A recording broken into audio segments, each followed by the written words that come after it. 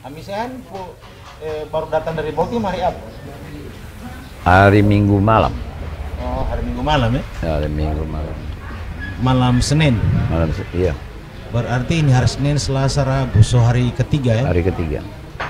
Hari ketiga. Assalamualaikum. Waalaikumsalam. Subhanallah. Ketemu dengan Ti Ami sehat. Bagaimana kabar Ami? Alhamdulillah. Kalau Ti Ami ini so tidak ada hidung. Hampir. Hampir tidak ada hidung. Ini kan masih ada hidung tuh. Nah, bagaimana itu ceritanya? Itu DP untung kalau hidung tinggi. Kenapa sampai begini hidung ini Ami? Ya biasa. Biasa ya. Kalau orang kampung bilang musibah. Bukan musibah itu. Kalau musibah kan masih Ya, di kaki. kalau musibah Di hidung.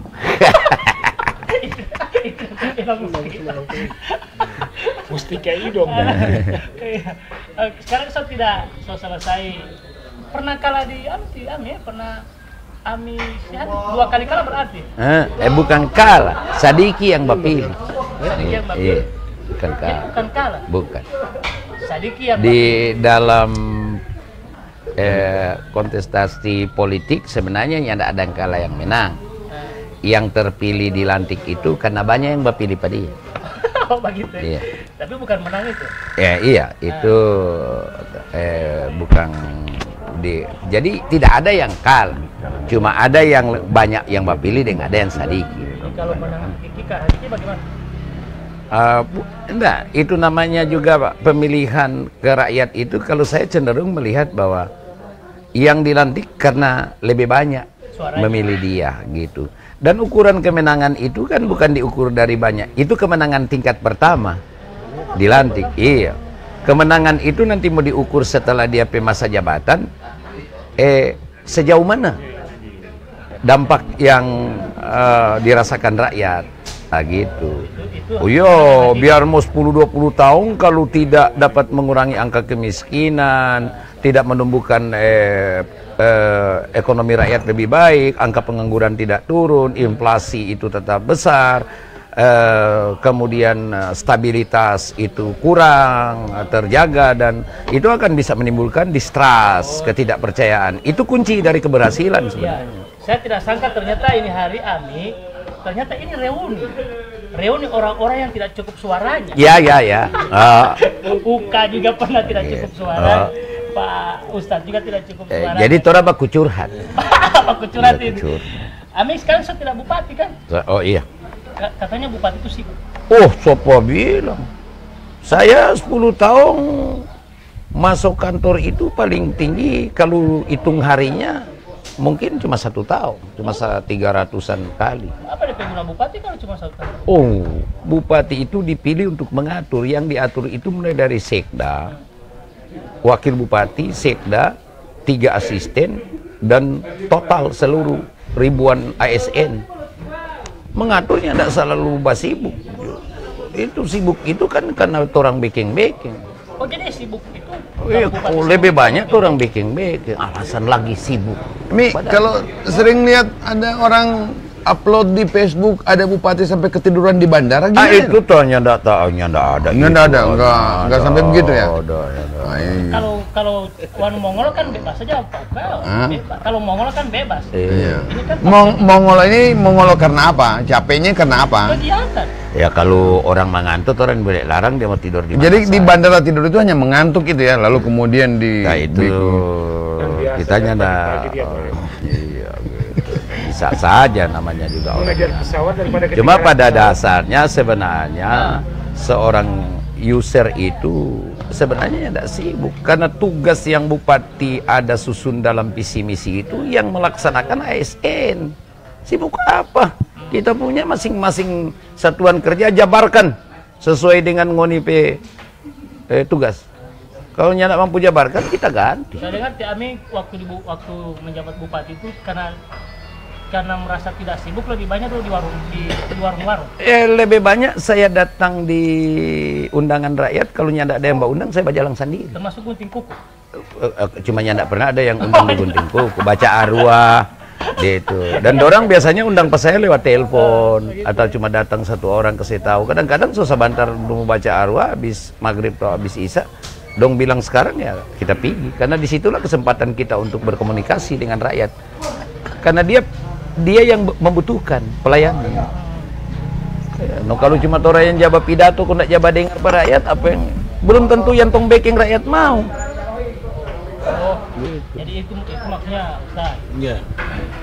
Jami ini kan pernah Pak evaluasi aparat desa?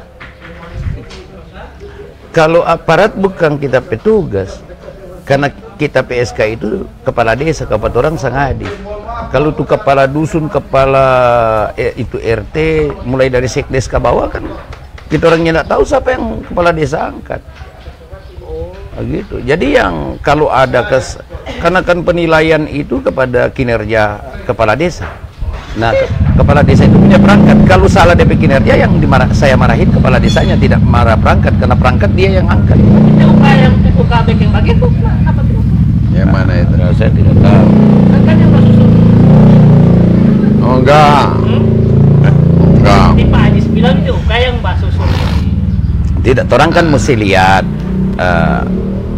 SK Sekda Bupati, SK Asisten dan Eselon 2, 3, 4 semua sampai dengan yang fungsional kan Bupati.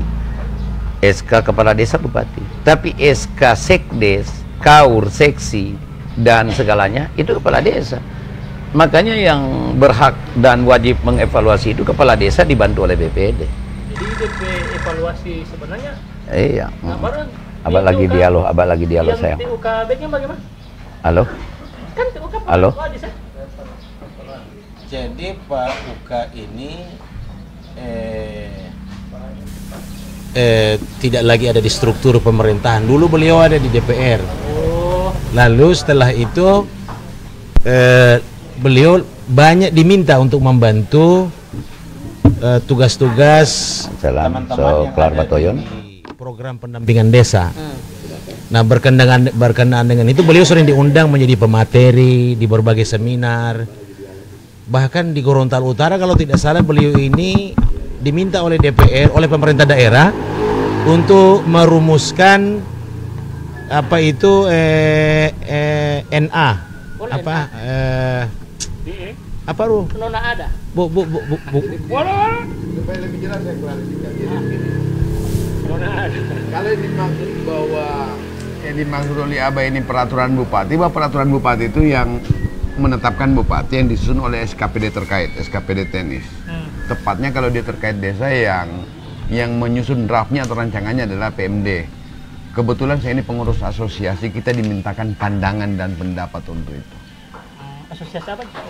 BPD. Oh. Dilibatkan asosiasi kepala desa, kita dimintakan pandangan untuk itu. Jadi secara teknis yang nyusun itu adalah instansi terkait secara teknis. Cuman kita memberikan pandangan-pandangan, Memberi muatan-muatan. ya, lalu kemudian itu banyak juga hal yang kemudian diakomodir pandangan-pandangan kita. Soal misalnya bagaimana tata cara pengangkatan dan pemberhentian perangkat desa. Seingat saya dulu itu kemudian kita menghasilkan namanya Perbuk 42 tahun 2020 tentang pelaksanaan dari Perda nomor 10 tahun 2016. Perda nomor 10 tahun 2016 itu mengatur tentang perangkat desa yang ada di lingkungan pemerintah daerah Kabupaten Gorontalo. Tambahan Abah di Pak Umar Karim ini juga biar Abah tahu, beliau inilah orang yang dibalik, orang yang menjadi apa namanya, dibalik rancangan peraturan daerah tentang pemilihan kepala desa serentak di Garut untuk pertama kalinya, dan kalau tidak salah di Kabupaten Gorontalo. Jadi dulu sistem pemilihan kepala desa yang relatif amburadul ya, tidak tertata dengan baik, tidak terkelola dengan baik, dan tentu hasil dari setiap pilkades itu juga tidak sesuai ekspektasi publik masyarakat. Maka begitu hadirnya boleh di Garut dan di Kabupaten Gorontalo, alhamdulillah lahir yang namanya peraturan daerah tentang pemilihan kepala desa, dan kita lihat hari ini Garut dan Kabupaten Gorontalo sistemnya berjalan bagus dan hasil ya sesuai dengan itu pun saya perlu klarifikasi bahwa begini, bahwa dulu sejarahnya kalau Perda Pilkades di Kabupaten Gorontalo itu sebenarnya sudah ada yang susun, sudah ada tim yang ditunjuk oleh DPR. Kebetulan itu hak inisiasi DPR, lalu kemudian kami ada dua institusi, yaitu Asosiasi BPD dan Asosiasi Kepala Desa mengambil inisiatif membuat rancangan peraturan daerah sandingan, bukan tandingan tapi sandingan. Nah, kebetulan di rapat DPR itu, alhamdulillah saat itu banyak rancangan peraturan daerah kita kemudian diadopsi yang melahirkan pemilihan kepala desa itu kayak bahasa sederhananya copy paste dari pilkada. Mutatis mutandis begitulah, bahwa penyelesaian sengketa ada Mahkamah Konstitusinya dalam tanda kutip, yaitu Komisi Pemilihan, yang tidak ada di daerah lain di Indonesia, hanya di Kabupaten Gorontalo. Jadi gagasan-gagasan itu tidak lahir dari saya sendiri, tapi komunitas kami, institusi kami. Meskipun banyak unjuk rasa ya. Oh ya, itu karena memang 47 orang dicoret. Gara-gara?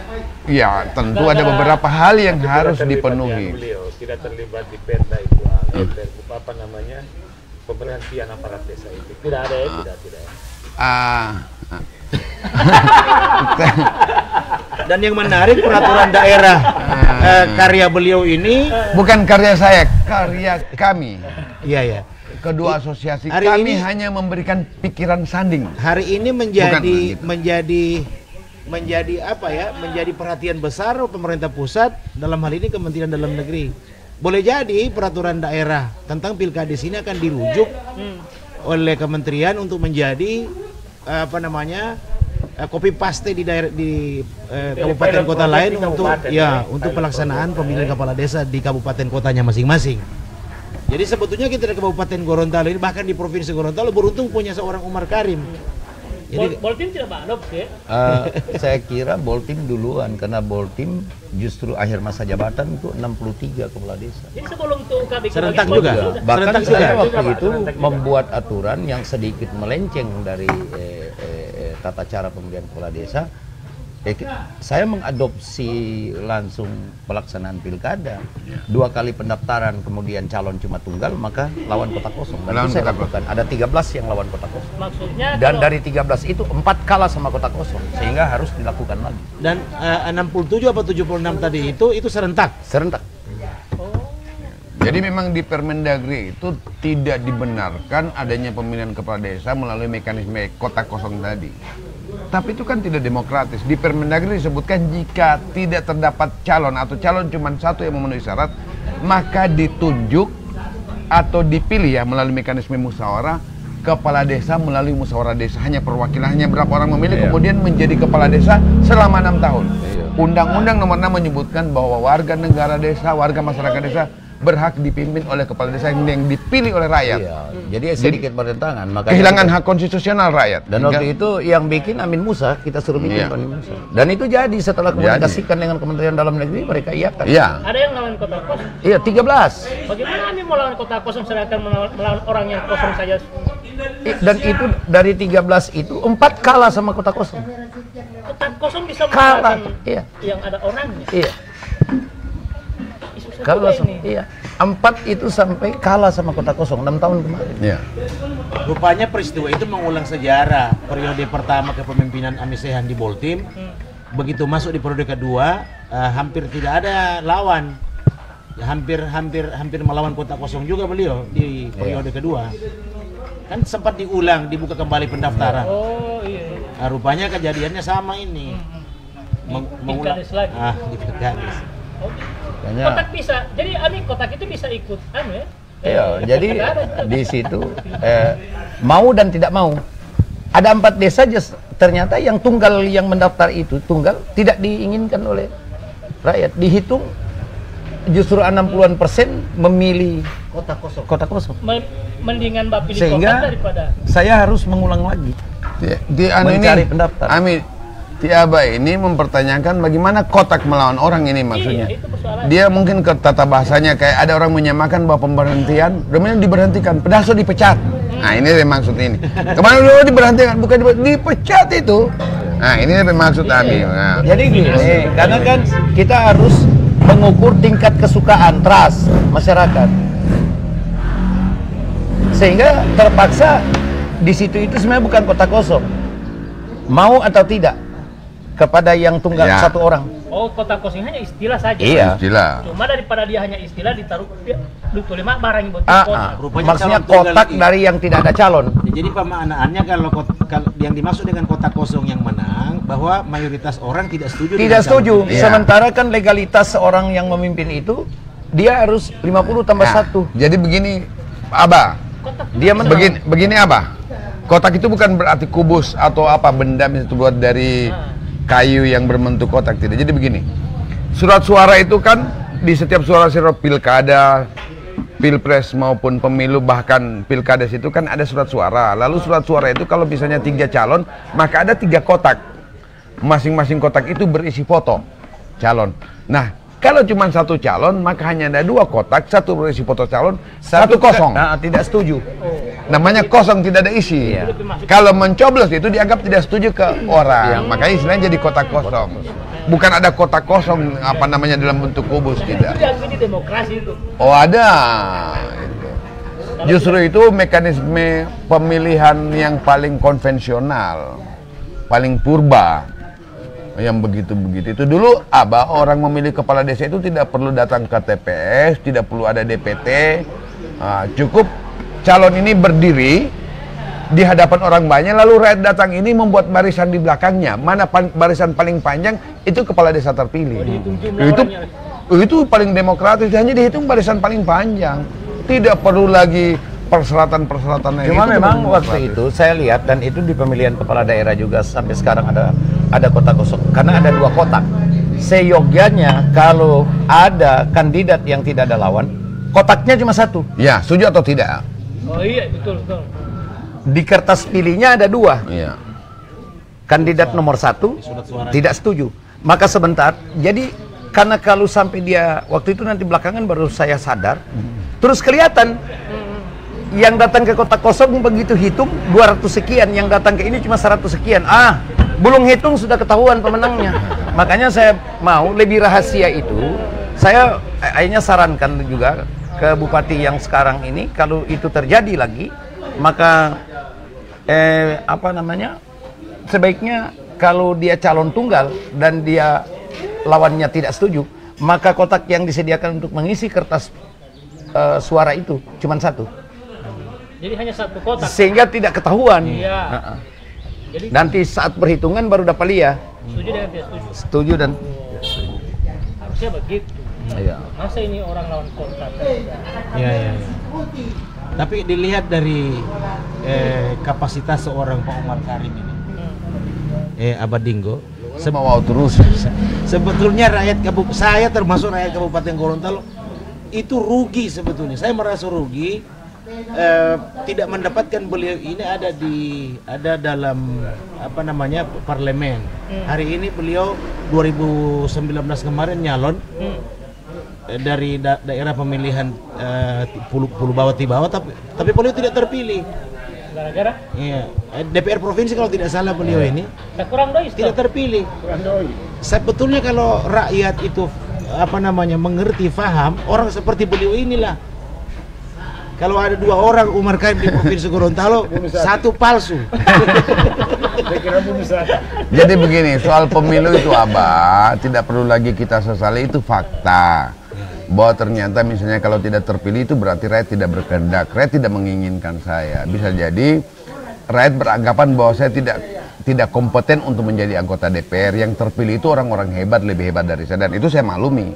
Ya, itu pandangan rakyat tidak boleh dibantah, bahwa ternyata saya dianggap tidak mampu atau tidak pantas untuk menjadi wakil mereka. Itu bahasa sederhana.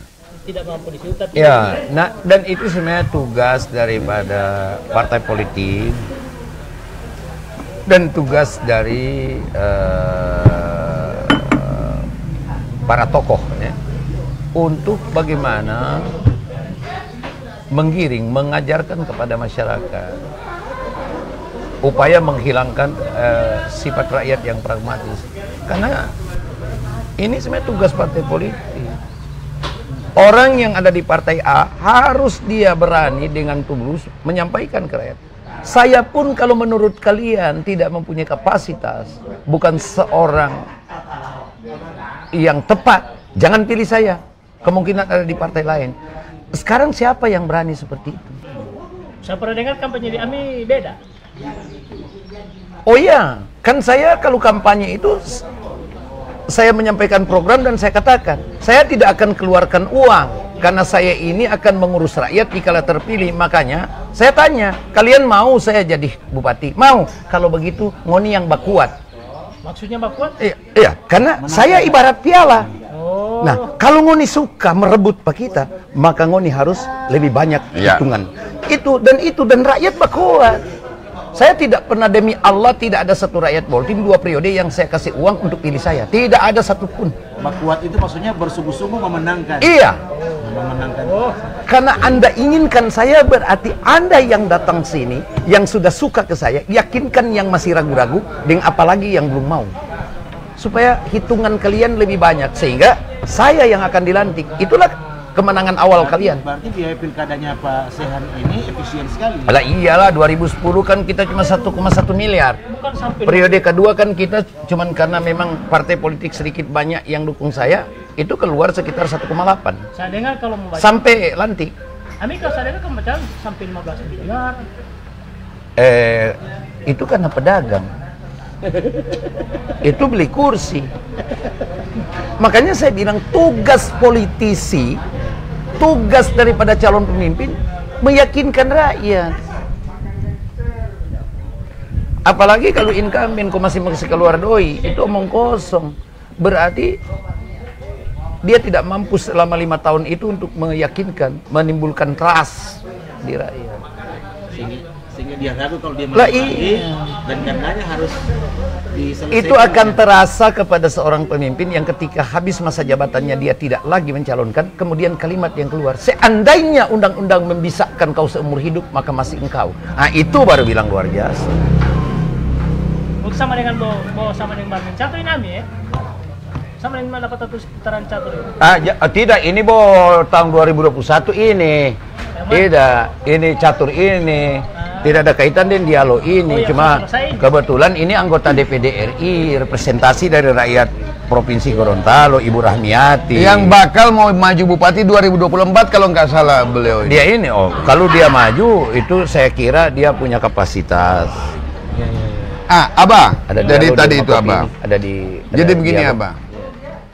Di Eropa itu praktek demokrasi melalui mekanisme pemilihan iya, itu kalau semua ada pilihan, beberapa hal yang cukup menarik, misalnya jika calon itu misalnya dari partai buruh yang nyata-nyata berpihak kepada partai buruh, bagaimana? Maka para buruh itu bisa dipastikan akan memilih calon. Pasti nggak juga mati. Kalau di sana. Di sana. Iya. Jadi pemilih Iya. itu memberikan pilihannya itu berdasarkan kepentingan pemilih. Nah, Pak Ajis ini pernah nyalon, lalu kemudian tidak terpilih. Beliau setahu saya di kampanye itu selalu menyampaikan hal-hal yang terkait dengan syiar agama. Saya bisa berkesimpulan bahwa ternyata di saat pemilu Pak Ajis itu mencalonkan, lebih banyak pemilih atau hanya sedikit pemilih yang tertarik dengan nilai-nilai agama yang Pak Ajis usung itu. Iya, jadi begitu faktanya bahwa rakyat ini belum mau bicara soal agama. Faktanya apa? Pak Ajis hanya sedikit yang milih dia. Artinya apa? Siapapun yang terpilih, mau melalui apakah itu pilkada, pilpres, kemudian pemilu, orang yang terpilih itu adalah potret rakyat. Karena Pak Ajis orang selalu mengusung isu-isu agama, hanya sedikit memilih bahwa ternyata rakyat itu hanya sedikit yang tertarik dengan nilai-nilai penegakan agama. Gitu. Jadi saya kira soal terpilih, karena saya juga ini pernah 2 kali gagal. Saya pernah gagal tahun 2009 ketika mencalonkan DPR provinsi. Padahal waktu saya di DPR kabupaten sampai dijuluki kaki 1000 menara. Cara membela rakyat dan bagaimana mendampingi pemerintah untuk bekerja dengan baik. Tapi setelah ke provinsi ternyata kan saya kalah dengan dia. Begitu juga kemarin saya 2020 mendampingi Ibu Teti. Kemudian jumlah suara kami masih di bawah dari incumbent. Saya kira itu hal biasa. Jadi faktor kita tidak mendapatkan dukungan itu ada 2 faktor. Satu. Pertama karena banyak kelemahan kita. Yang kedua Allah belum izinkan. Cuma 2. Allahumma lamani alima a'taita wa lam mu'tiya lima mana'ta. tidak ada yang dapat mencegah apa yang Allah beri, dan tidak ada yang dapat memberi jikalau Allah cegah. Kul Allah malikal mulki. Ini bagus. Jadi selamat datang Pak Sukri Harmain. Itu dulu. Waalaikumsalam warahmatullahi wabarakatuh. Masya Allah, barakallah. Makin lengkap ini reuni ini. Ya, makin lengkap, makin lengkap. Makin Ya. lengkap reuni ini, orang yang tidak cukup suara. Jadi kita jangan pernah mengatakan bahwa kita kalah. Jadi. Sini, Jack, Ketika sini. kita di dalam satu perhelatan, dalam satu kontestasi atau dalam satu pertarungan dan kita kalah, yang kita sadari dua hal. Yang pertama, yang menang bukan kuat, tapi kita lebih banyak kelemahannya sehingga dia menang. Biasanya Ami kalau kelemahan-kelemahan apa saja? Ya tentunya pertama strategi yang kita lakukan, penggunaan orang yang dipercaya. Nah, strategi yang dilakukan, isu yang dikembangkan, dan Shooting, tidak boleh berokok. kalau Tershooting. di rakyat yang pragmatis tentunya karena kita tidak menyiapkan anggaran untuk itu. Jadi ada beberapa faktor. Yang kedua yang perlu kita percaya bahwa tidaklah sesuatu terjadi pada dirimu dan di muka bumi ini kecuali semuanya atas izin Allah. Jikalau Allah berkehendak, tidak ada makhluk di langit dan di bumi yang bisa. Oke, Gayon. Ya. Tidak ada satu makhluk yang ada di langit dan di bumi yang dapat mencegahnya. Sekali lagi saya bilang yang sering kita gunakan dalam zikir kan, Allahumma lammanni alima ataita wa lam mu'tiya lima mana'ta. Ya. Tidak ada yang dapat mencegah jikalau Allah berikan, dan tidak ada yang dapat memberi jikalau Allah cegah. Ya sudah, kita clear. Supaya tidak stres, peganglah itu. Ya. Karena kalau kita orang juga ini mengejar kebahagiaan itu cuman karena kita orang berpikir ada pada status sosial atau kekayaan, mana referensinya? Tidak ada satu firman Allah dan hadis sahih yang mengatakan bahwa kebahagiaan aku telah letakkan pada jabatan dan kekayaan. Tidak ada sama sekali. Prinsip kehidupan kita itu kan mencari kebahagiaan di dunia dan akhirat. Sedikit tamak juga nih permintaan ini. Dua-dua tong mau. Ya toh? Tapi kemudian itu tetap baik di hadapan Allah. Yang penting orang berharap semuanya karena ridha Allah. Cuman itu aja. Jangan pernah ada penyesalan, jangan pernah ada apa. Kalau hari ini kita belum mendapatkan kesempatan masih orang lain, maka kita harus pelajari di mana titik lemah kita. Perbaiki kelemahan itu, insya Allah ke depan kita akan menjadi pemenang. Itu aja. Ustaz, Dan ayat-ayat yang relevan dengan pernyataan Ami Sehan tadi, ayat yang barusan dibacakan oleh Pak Ami, cuma tidak lanjut. Bagaimana bunyi Ya, ayat? tadi saya sudah sampaikan Surat tadi. nomor Ya. 3 ya? Iya. Surat nomor 5. Al-Imran. Surah nomor 3. Surat nomor 3 ayat 26. Ya. Ya. Gimana bunyi Pak Umar? Ya, tadi saya sudah Qulillahumma malikul maut. Qulillahumma malikul maut. itu tidak boleh macam dua kali. Katakan ya Muhammad kepada mereka itu bahwa kekuasaan itu milikku. Tu'til mulka man tasya. wa tanjiul mulka. Aku berikan itu kekuasaan kepada yang aku kehendaki. Dan Wa tanzi'ul aku mulka tarik. mimman tasya, dan aku akan menarik, mengambil lagi kekuasaan dari aku kehendaki. Tu'idzu man tasya. Aku berikan kemuliaan yang aku kehendaki. Wa tudzillu man tasya, dan aku hinakan yang aku kehendaki. Biyadikal khair, kebaikan di tanganku. Innaka ala kulli syai'in qadir. Sah. Jadi saya kira bahwa kita tidak pernah akan dapat merubah masa lalu, tapi yakinlah semua anak cucu Adam akan mampu merubah masa depan. Yang penting dia menyadarinya itu. Mantap. Nah, kalau sekarang begini, Ustaz, Iya. kan mau lihat ini polemik sekarang ini tentang evaluasi kinerja. Ini kan soal itu kemenangan tadi. Nah, salah satu itu yang pembuat itu pesan yang sebelah sana kan. Yang mana? Yang Ini. Bagaimana Jis? Apa?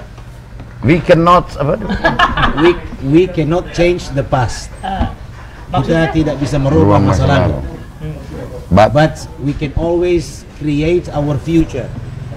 Tapi Kita tidak dapat merubah masa lalu, tapi kita pasti dapat merubah masa we depan. can always create our future. Kita selalu bisa menciptakan masa depan kita sendiri. oh yes. Masa lalu tidak bisa dirubah, tapi masa depan selalu terbuka peluang. And then Ya.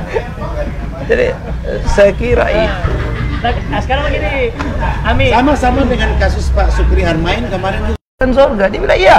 Bagaimana keadaan surga? Penghuninya lebih banyak orang miskin dan anak yatim. Ya enggak cuma di situ mantan bupati, kabupati, apalagi cuma kepala dusun. Enggak.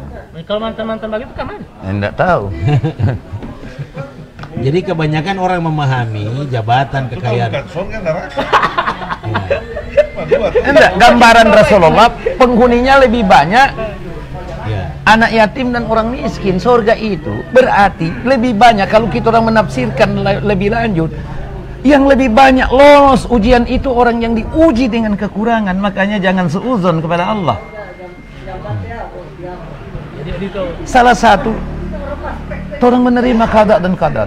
Orang menerima apa yang ada diri kita. Karena belum tentu menurut kita jelek itu, tapi sesungguhnya Allah berkehendak kau baik. Bukankah banyak yang begitu pelantik kondorang bersyukur mabuk-mabukan? Ya tak lama KPK menyimpang. Ini bulan 3. Kenapa ini Kalamaring baru satu lagi di Sumatera Utara, baru di OTT lagi. Yang kemarin tentunya panggil para kiai kau berdoa bersyukur.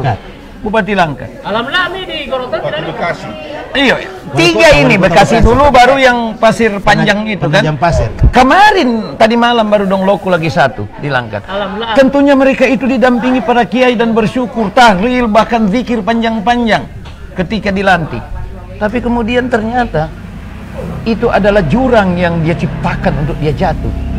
Makanya bersyukurlah kepada orang yang nyadak jadi dari alhamdulillah nyadak terjerumus ke situ.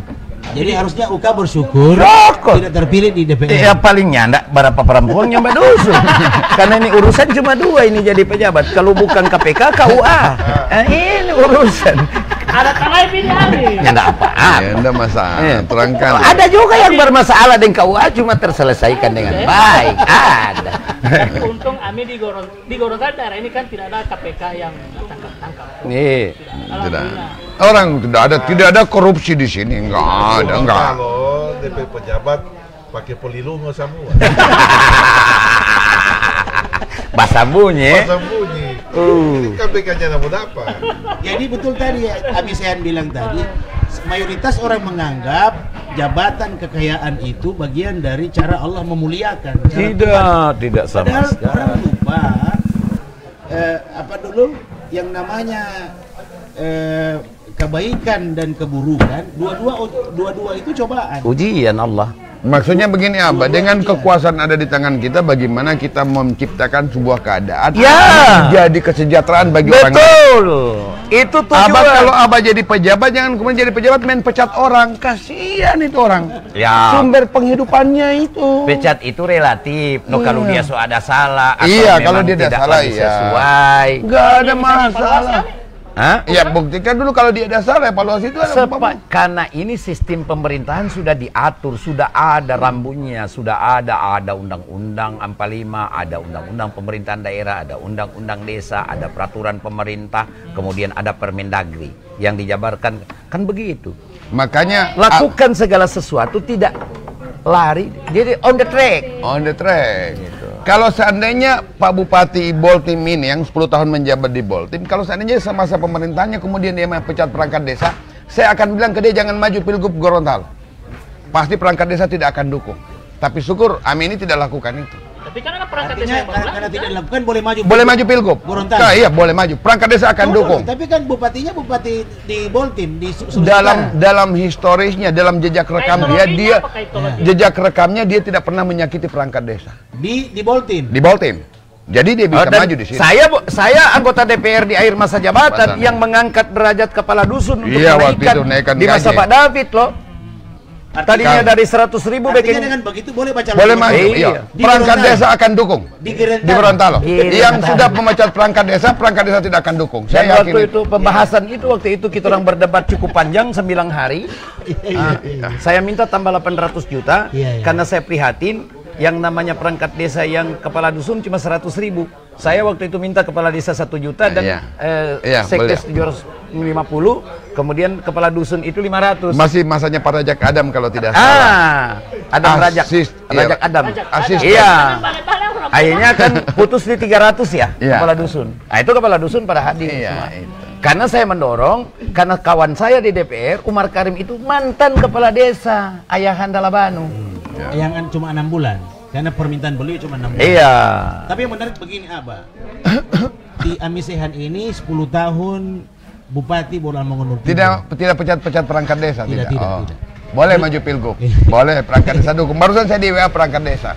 Bukan dari kabupaten, dari daerah lain. Pak Umar, cari akan turang calon gubernur yang tidak pecat-pecat 4 orang. Nah, itu yang menarik, Abah. Jadi beliau ini 10 tahun di Boltim, tapi setiap kali kita orang Kabupaten Gorontalo datang bersilaturahim, sering juga beliau undang untuk hadir, selalu beliau katakan, saya ini raga ada di Boltim. Dan pikiran. Raga saya, ini badan saya boleh ada di Boltim, tapi hati saya ada di Gorontalo. Ya, karena kan ini Jiwa negeri saya anak-anak di saya. Gorontalo. 3 orang kita putra putri kan itu jasadnya jadi dari tanah Gorontalo. Lahir di sini, Tadi kan besar. Artinya, Abang, ini pandangan saya pribadi. Beliau ini adalah tenaga ahli desa di tingkat provinsi Gorontalo. Coba tanya beliau soal pandangan tadi, pemecatan. Coba beliau lebih paham. Coba tanya sama beliau. Begini. Bapak mau pilihnya, Anda bilang dulu. Minum baru pagi ini. Tadi alhamdulillah saya itu kaget kan Pak Ustadz Ajis bertelepon, dia bilang ada Amisehan. Ada langsung cabut. Baca abu. Jadi kalau cuma baca bu boleh di mana? Baca bu. Cabu ini apa? Karena pas baku dapat dengan Ya baca bu ini bokonggo. pas dengan azan sholat Asar. Kenapa asar dulu? Penting. Iya. Asar sementara Mbak asar. Anak tuh suka kamar itu kalau boleh bikin 2 rakaat ini asar bikin 2 rakaat. Astagfirullah. Astagfirullahaladzim. Boleh jadi mesti kan. Terus? Jadi yang pertama gini soal Amisehan.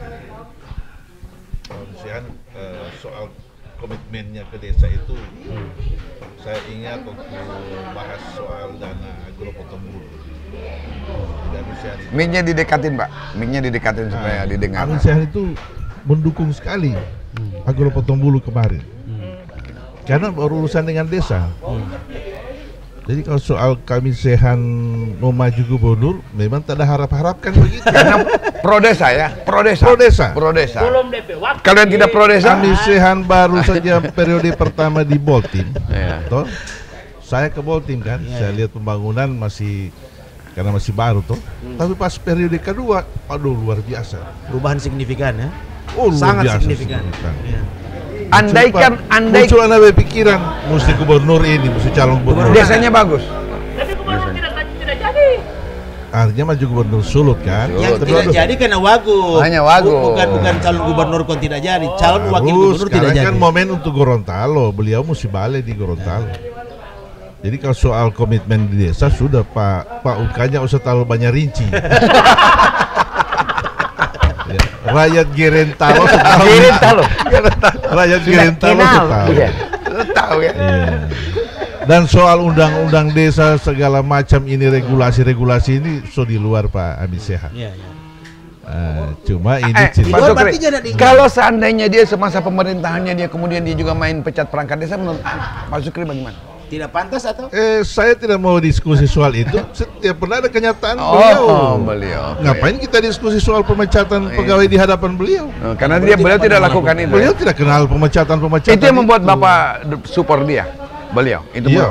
Iya. Yang kedua, beliau sebelum bupati maupun setelah bupati dan setelah lagi bukan bupati, standar terus DP sama, gaya perubahan. Iya, ada perubahan malah lebih pra muda. bupati, selama bupati, pasca bupati sama, tidak ada perubahan. Tidak ada perubahan.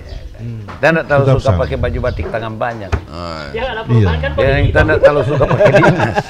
Saya malah pernah di WA grupnya Pak Rahmat Gobel itu kan ada. Ya. Saya dimasukkan di situ. Sebenarnya yang cocok dengan Pak Rahmat Gobel ini cuma 2 figur. Nah. Gorontalo. Pertama Amisehan, kedua Syarif Buinga. Yang lain lewat dulu. Jadi sebabunyi sama Pak Rahmat Gobel nama beliau. Anak suka sebabunyi. Masih Amisehan masih aktif. Iya. Iya, jadi begini.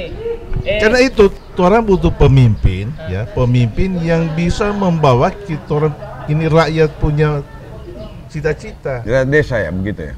Iya. Termasuk ya. Termasuk. So masuk di situ. Iya. Saya Kalau 10 tahun pemimpin yang nyanda mampu bawa pakai orang Ke kesejahteraan. cuma tak putar-putar di persoalan masalah Berhenti memberhenti. aparat lah, semacam masalah Mutasi lah. komitmen villa. Tapi kan Ngapain begini, punya pemimpin kalau begitu? soal bukan pecat memecat kan ini evaluasi kinerja kan itu Sukri. Nah emang ini kan TUK yang pernah basusun Enggak. perbuknya. Perbup. Bukan susun. Kita memberi pandangan tapi perbuk lama, bukan yang baru ini, enggak. Saya enggak tahu mana. Yang dimaksud evaluasi kinerja itu kalau pandangan Pak Uka, kinerja itu capaian, Iya. prestasi. Sementara yang terjadi bukan itu, Tapi yang diuji kompetensi. tapi kompetensi. Kompetensi dengan capaian berbeda. Beda. Jadi kalau yang dievaluasi kinerja, ya setuju. Iya, hasilnya target capaiannya. Kalau saya memahami, saya 10 tahun, bupati itu melakukan evaluasi kinerja kepada perangkat sampai di perangkat desa itu yang di SK-nya dikeluarkan bupati. Iya, saya ada 33 SKPD, saya lakukan evaluasi tentang kinerja, kompetensinya. Nah, kalau di desa cuma satu, cuma kepala desa. Yang boleh mengevaluasi. Iya, aparatnya. karena dia yang bertanggung jawab. Soal dia ada angkat di desa kan saya tidak tahu siapa, karena dia yang mengiskakan. Sehingga mengevaluasi aparat desa itu adalah kewenangan penuh kepala desa dibantu oleh BPD. Itu pemahaman Di saya. Ya. undang-undang desa itu ada pengakuan desa. Pengakuan itu termasuk kewenangan yang ada sama dia. Jadi sebetulnya kalau boleh dibilang dan pemimpin di satu wilayah itu cuma presiden, gubernur, bupati, desa. Kepala desa. Iya. Jadi kalau soal perangkat desa, kepala desa yang atur itu. Iya, dia otonom. Evaluasi kinerjanya, Iya. melihat kompetensinya. Iya. Cuma Karena kan ukuran dengan bupati Kalamari menilai ini, Pak kinerja Uka, itu banyak kumulatif. aparat desa yang Kepala desa terlibat bertanggung di jawab. politik. Gitu. Bagaimana ini informasi pasti dulu. Bagaimana? Kemarin kan banyak juga perangkat desa ini kan terlibat di politik. Nah, mungkin ini istilahnya cuci gudang dulu lah gitu. Oh, cuci gudang. Artinya ini anak berpikiran. Tidak kan sama dengan apa dulu yang saya dengar-dengar ini Pak Uka perampingan atau apa ini? Boleh saja. Strukturisasi. Iya, boleh saja. Rasionalisasi perangkat demi efektivitas dan efisiensi anggaran. Undang-undang membolehkan. Tapi ada full- klasifikasi desa. Tapi full kewenangan Desa. desa. Pemerintah daerah hanya menginstruksikan untuk mengikuti aturan lebih tinggi untuk mengeluarkan perda tentang klasifikasi desa masing-masing. Sehingga dengan sendirinya perangkat desanya itu mengikuti itu. Ada klasifikasinya. Ada Iya. desa yang cuma 2 seksi, 2 kaur. Ada desa yang 2 seksi, 3 kaur. Ada desa yang besar itu 3 seksi, 3 kaur. Jadi memang Dengan sendirinya dia akan jadi tanpa dicampur tangan oleh pemerintah daerah. Iya. Karena memang dia sudah dibuatkan dalam peraturan daerah tentang klasifikasi kelas A, kelas B, kelas C. begitu. Begini juga Abah, Diukur bahwa dari luasan wilayah, jumlah penduduk, tingkat kemiskinan, tingkat resistensi pelayanan itu. Begitu. iya, jadi memang Abah, pemerintah daerah dalam rangka perampingan ini sudah banyak juga kebijakan dari Kementerian Dalam Negeri. Bahkan diatur dalam peraturan pemerintah bahwa daerah itu harus ada perampingan restrukturisasi. Misalnya dari sekian OPD kurang. Tapi sudah berulang-ulang kebijakan ditempuh oleh pemerintah daerah, kemudian tidak berimbas atau tidak berdampak pemecatan terhadap PNS, tidak ada. Misalnya kalau jabatan eselon 2 karena perampingan jadi berkurang, lalu kemudian mereka yang tidak menduduki jabatan kemana? Jadi staf. Begitu juga di sini, silakan dirampingkan. Misalnya kalau kaur dari 3 berkurang jadi 2, 1 kemana? Jadi staf perangkat desa. Ada di Permendagri membenarkan. Iya, Boleh. jangan Dia diberhentikan. jadi fungsionaris Iya. di desa. Iya, jadi staf. Boleh. Namanya staf perangkat Biar desa. banyak, enggak apa-apa. Tidak masalah. Lebih banyak perangkat di desa, banyak terlibat di desa di dalam urusan pemerintahan pelayanan.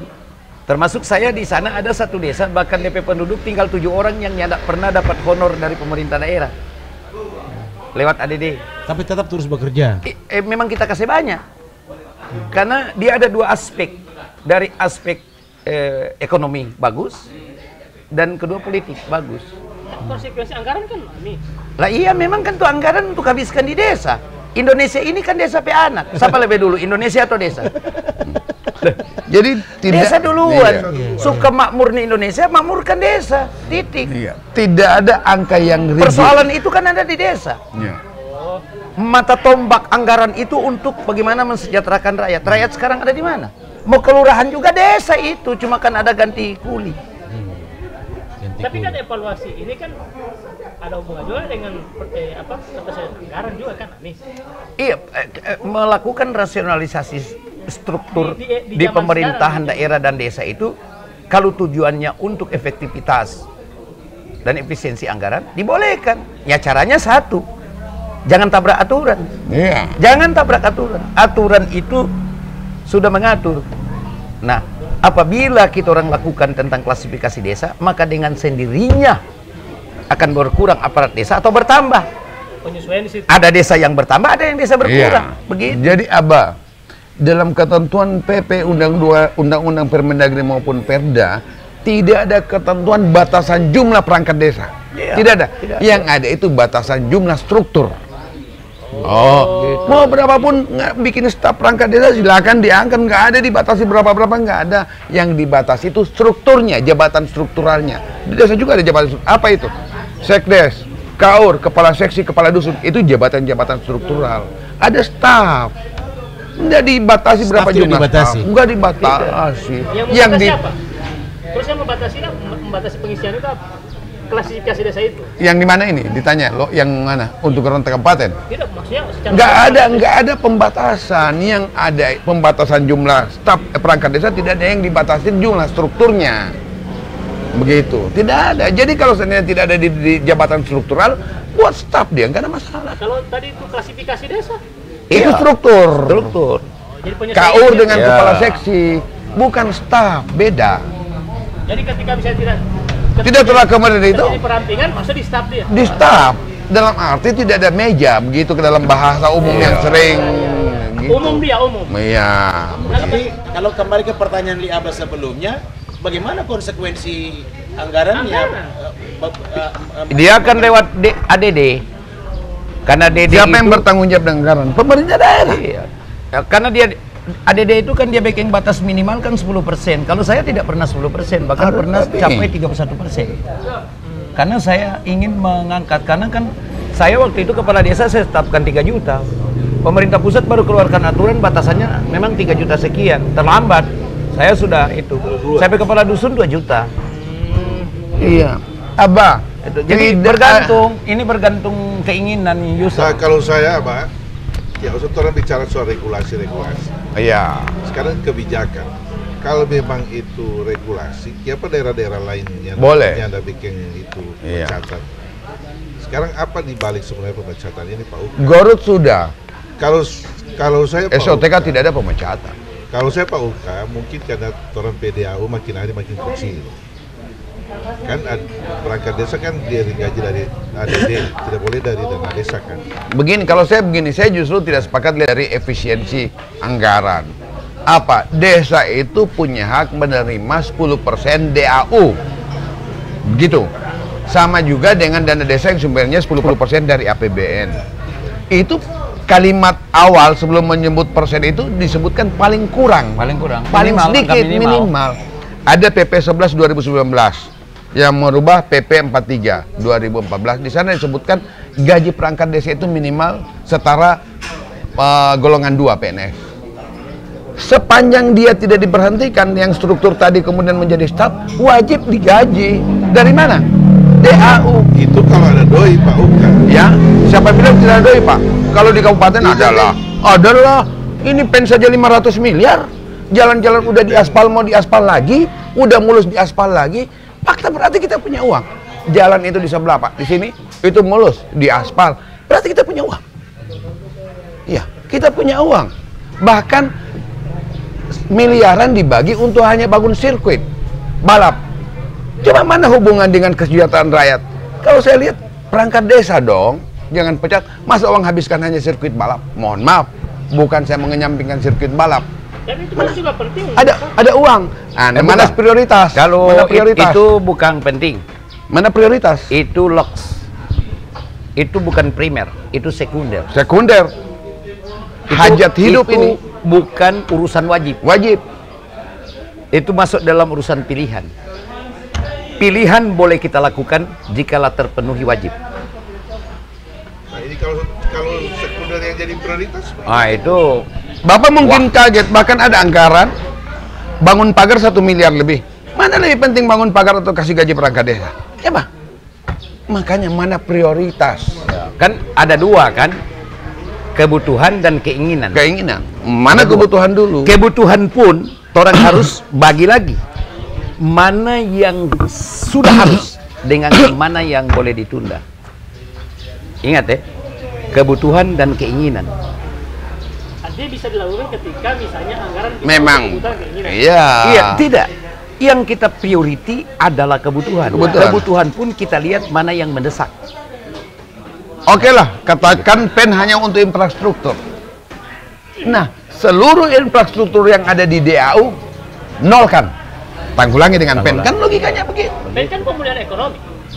Iya, namanya juga infrastruktur, semua pemulihan ekonomi kalau dalam pengertian umum begitu. Kan di DAU tahun ini tetap tahun kemarin ya, bahkan tahun depan ini DAU masih ada bangun infrastruktur. Logikanya nolkan di sana karena sudah tertangani dengan PEN. Kalau nasib banyak perangkat di desa, maka semakin banyak doi yang tak bahagia di desa. Di desa. Begitu. Itu berarti pertumbuhan ekonomi, daya beli akan menguat. Nah, orang sekarang kok boleh uji para rakyat. Ngana bawa tu doi 1,5 triliun ku ngana bataria para rakyat. Rakyat, ngoni kan tahun lalu itu jalan-jalan ngoni tanangkan pisang. Jadi ngoni butuh. Iyo. Di desa sini kan kita mau taruh 20 M, mau bikin tu jalan yang BPC. Tapi pilihan kedua bagaimana? Tak bahagi panguni. Dong bilang biar BPC tu jalan. Open latao. Bayar mai doi begitu. Berarti rakyat lebih butuh modal ketimbang yang dia tuntut tadinya sobagila di jalan kok ngana angkat tu doi. So hitung anggaran yang nguni ada minta ini itu jalan itu 20 M. Tapi ada pilihan kedua. Awalolo doi botia taya de latia. Dia tuh bilang, "Pak, Dan dia adalah open dia lah. Ya mai doi begitu." Artinya Jujur aja. prioritas justru bagi uang. Yes. Resikonya nggak ada fee, memang pemimpin kami begitu. punya maksud jalan tetap penting. Iya. Tapi rupanya ini jauh lebih penting daripada sekadar jalan. Iya. Rakyat tuh butuh sentuhan kepada yang dia butuh sekarang ini. Yaitu kebutuhan memenuhi DP kebutuhan. Berarti Membuat apa? arena balap Duit. mobil motor perlu, tapi mana lebih penting? Ya. Gitu kan? Jadi skala prioritas. Kebutuhan kalau sudah selesai, maka hal lain bisa. Baru bicara keinginan. Tapi kan kebutuhan anak muda juga kan. Yang mana? Saya ini juga race. Ya. Iya, mana sana anak muda tidak ada tanpa balap masih boleh makan. Sana kalau perangkat desa misalnya berhenti, ada jaminan dia makan Tapi tidak ketika ini keluarganya. ada misalnya ada salah satu sirkuit. Kan ekonomi juga di situ jalan bukan ketika ada eventnya. Ya. Jadi Dia bahagian sebenarnya dari program pariwisata. Ya. Tapi sebenarnya mudaratnya lebih besar. Mudaratnya lebih besar. Makanya kita tidak pernah bikin juga sirkuit di sana. kalau kita bicara Padahal sekarang, kita pe anak hobi balap dan selalu bikin balap. Bahkan kita bikin balap mungkin pak kita yang pertama bikin balap hadiah utama 1 biji mobil dan 7 biji motor. Pertama nasional belum pernah bikin. Iya. Dan cuma 3 hari. Hadiah utama mobil. Iya. Dan Pemda tidak mengeluarkan uang. 2 Perusahaan tambang triliun, yang 2 membackup triliun itu. lebih APBD kita. 2 T lebih karena PEN masuk. Iya, berarti memang tidak proporsional. Iya, kita Harusnya ini prioritasnya lebih, tapi justru nol. Iya, karena Ini yang tidak prioritas, bahasa Pak Sehan tadi sekunder, justru jadi primer. Akhirnya distribusi anggaran menjadi tidak proporsional. Tidak proporsional itu dalam bahasa agama tidak adil. Karena kalau kita bicara adil, adil itu meletakkan sesuatu pada porsinya. Adil itu maksudnya proporsional. Lawannya ketidakadilan itu improporsionalitas atau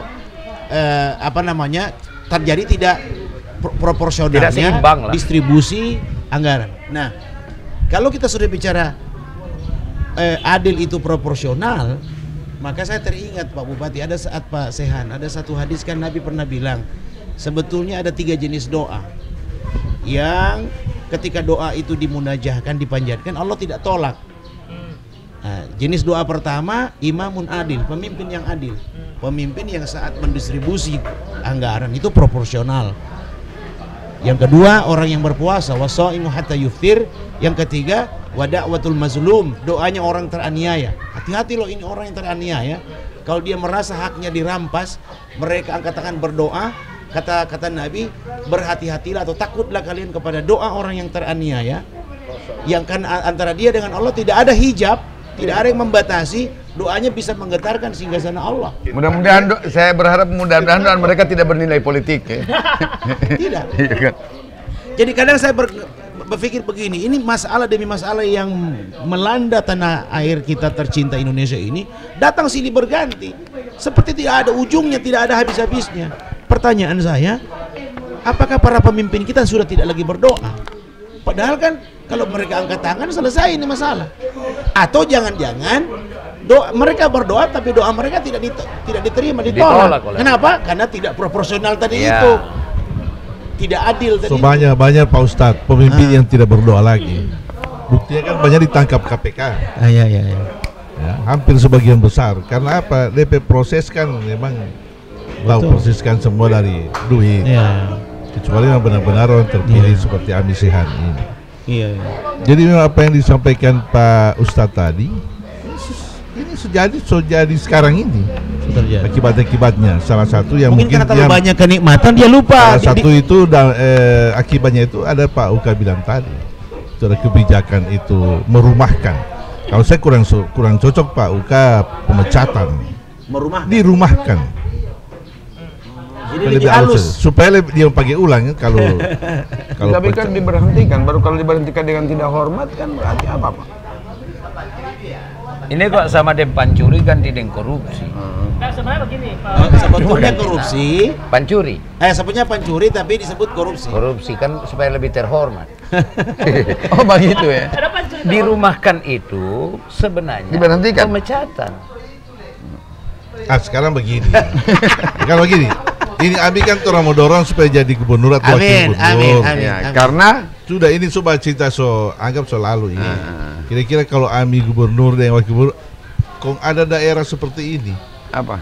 Daerah apa maksudnya? Kedudukan gubernur. Kabupaten. Okay. Misalnya ya. Kedudukan gubernur perpanjangan tangan pemerintah pusat. Jelas di dalam Undang-Undang Nomor 18. Undang-Undang 45 Pasal 18. Maka gubernur tugas pokoknya memediasi antara pemerintah pusat dan pemerintah daerah dalam semua hal, termasuk apabila ada kebijakan yang keliru di bawah dan bisa menimbulkan instabilitas, maka gubernur tentunya dapat memediasinya itu. Nah ini gitu. Tugas gubernur itu supervisor. Mandor kuat. mandor. Kalau kita bahkan rencana kau jadi gubernur, nggak usah ada kantor. Saya minta kepada para bupati wali kota siapkan ruangan gubernur karena sewaktu-waktu kita berkantor situ. Tuntutan supervisor dan sekaligus tuntutan zaman begitu. Seyogianya seperti pemimpin harus lebih dekat dengan rakyat. Gubernur kan tidak perlu banyak dinas. Dinas itu urusan teknis. Sementara kan teknis itu untuk bagaimana menyelesaikan persoalan supaya tidak menimbulkan masalah. Itu di tengah-tengah rakyat. Rakyat itu miliknya ada di kabupaten kota. Jadi siapkan satu ruangan di kabupaten. Jadi misalnya Ami boleh kasih petunjuk misalnya seperti di Kabupaten Gorontalo. Kira-kira apa yang boleh mau direkomendasikan kalau dengan keadaan begini? Pertama kan semua orang ketika ingin menjadi pemimpin menawarkan diri ke masyarakat, pertama dia siapkan visi misi. Visi misi itu pasti berujung kepada mensejahterakan rakyat. Nah, konsep-konsep ini banyak. Tapi tentunya harus kita melihat dari potensi rakyat kita. Orang Gorontalo beda deh orang Mengondo. Orang Mengondo itu dia bangun jam 7, jam 8, jam 9. Baru dia bapalang-palang mau ke Kobong. Sehingga yang pertama disiapkan berarti infrastruktur jalan pertanian dan perkebunan. Itu yang kita bagi 248 kilo. di dalam 10 tahun. Sehingga seluruh perkebunan yang ada di Boltim dapat dicapai dengan roda 4, roda 2 gitu. Karena kebutuhan Saya mendasar lihat itu. Karena kita lihat DP karakter. Tapi kalau rakyat Gorontalo, ada karakter yang berbeda sejak saya masuk Gorontalo tahun 84 bulan 11 tanggal 11 dan sampai menikah di Gorontalo. Rakyat Gorontalo itu dari dulu jam 2, jam 3, jam 4 sampai jam 5 itu berdiri di pinggir jalan, bukan datang sholat subuh kebanyakan, datang ke pasar. Ini potensi yang harus dilihat. artinya berarti yang Pas, dibangun berarti memperkuat ekonomi rakyat Gorontalo itu sesuai dengan karakter dia. Dia orang pasar. Dan saya tahu separuh dari orang datang bahkan itu tidak Makanya punya di seluruh modal. Indonesia kalau mau cari orang Gorontalo di pasar. Cari di pasar, kalau Sangir kena cari pinggir pantai. Nah, potensi itu yang Kalau saya dulu lihat. ada yang mau cari orang di Gorontalo di pasar dan di Gadean. Nah, itu coba kebutuhan. kita begini Pak Sukri, saya selama jadi anggota DPR tanpa sadar, saya jaga datang di pasar-pasar, tidak sekedar datang untuk mau belanja. Saya jaga taruh kira yang orang jual pedagang kecil itu paling kuat dia bertahan 1 tahun. Tahun kedua senyanda dia di situ sudah ada orang lain yang ganti. Dan setiap saya tanya, ternyata orang terlilit hutang di koperasi yang katanya koperasi itu harian. Iya. Nah, yang pinjam hari ini bayar kalamaring. Hah? Pinjam hari ini Pak? Kan Duh. baru pinjam hari ini. Dia tanda tangan 1 juta terima 900, berarti kan bayar hari ini, Pinjaman kalamaring. bayar kalamaring. Pinjaman hari ini bayar kalamaring. Mm-mm. Dia kasih jam 5 sore, jam 7 dia sejaga di muka pintu. Artinya, Ayori orang bilang itu. artinya modal belum terputar, DP orang sudah Yes, terputar. itu kekalahan yang tidak sama sekali diprotek oleh pemerintah. 60% para pedagang kecil ini orang terlilit hutang.